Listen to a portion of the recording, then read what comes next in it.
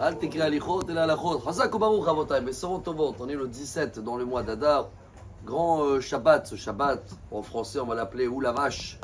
Et en hébreu, c'est para. Para, quand je dis la vache, c'est la source du mot kapara en hébreu. Quand on dit kapara, se pardonner, quand je traduis en hébreu, c'est comme la vache, kepara. Parce que je pense que dans notre génération, chacun qui veut toujours avancer, il veut voir les résultats, et les futures générations, ça veut dire pas la vache, ça veut dire de chercher toujours le veau, le résultat.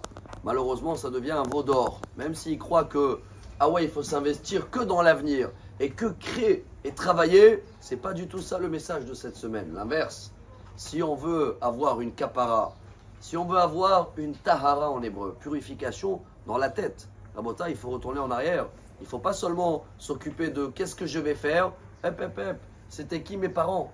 Rachi, il amène ça comme exemple, parce que la paracha de cette semaine, c'est le veau d'or, et le maftir, c'est la maman, la vache, qu'elle va venir nettoyer les dégâts de son fils.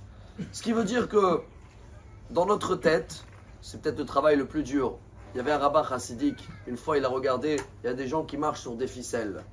Et c'était une belle cérémonie en Pologne, quelque part dans le village. Et le rabbin, un grand admor, il a arrêté pendant 20 minutes, il a regardé comment il arrive à passer comme ça dans le ficelle. Après les élèves, ils ont dit au rabbin, ouais, monsieur le rabbin, c'est pas important d'étudier, qu'est-ce que vous avez trouvé de spécial? Il a dit, ça fait 20 minutes que je suis en train de penser que si ce monsieur-là, il pense sur son travail, il tombe direct. À quoi il pense pendant qu'il est dans la ficelle? Que à réussir sa mission, pas du tout à son compte banque. Il a dit, j'ai appris un grand message. Ce Shabbat, parachat para, que c'est la paracha de Kitissa, Dieu nous demande de lever la tête et de savoir sortir de toutes les pensées de qu'est-ce que je veux créer. Le veau d'or, c'est le résultat. C'est quoi le veau? C'est le fruit de la vache. Stop, toute la semaine, on n'arrête pas de penser. Il faut que je fais ça, je vais créer ça. Non, Dieu nous demande ce Shabbat, marche arrière, pense à la vache. Ça veut dire quoi la vache? Oula, elle pense à rien. Vous croyez qu'elle pense à sa compte banque, la vache? Sinon, elle ne tient pas la route. Alors, pour terminer en beauté, une Gemara très connue en Gittin, page 67. La Gemara dit au nom de Issi Ben Yehuda, il nommait les qualités des rabbins. Il a dit Rabbi Yehuda Bar Ilai, Chacham Lechsheirtse. Ça veut dire quoi en français? Rabbi Yehuda Bar Ilai, il avait une qualité malgré que c'était un des rabbins les plus pauvres du Talmud. Mais quand il veut se concentrer sur quelque chose, rien autour peut le gêner. Ce Shabbat, on a une grande ségoula, un grand cadeau.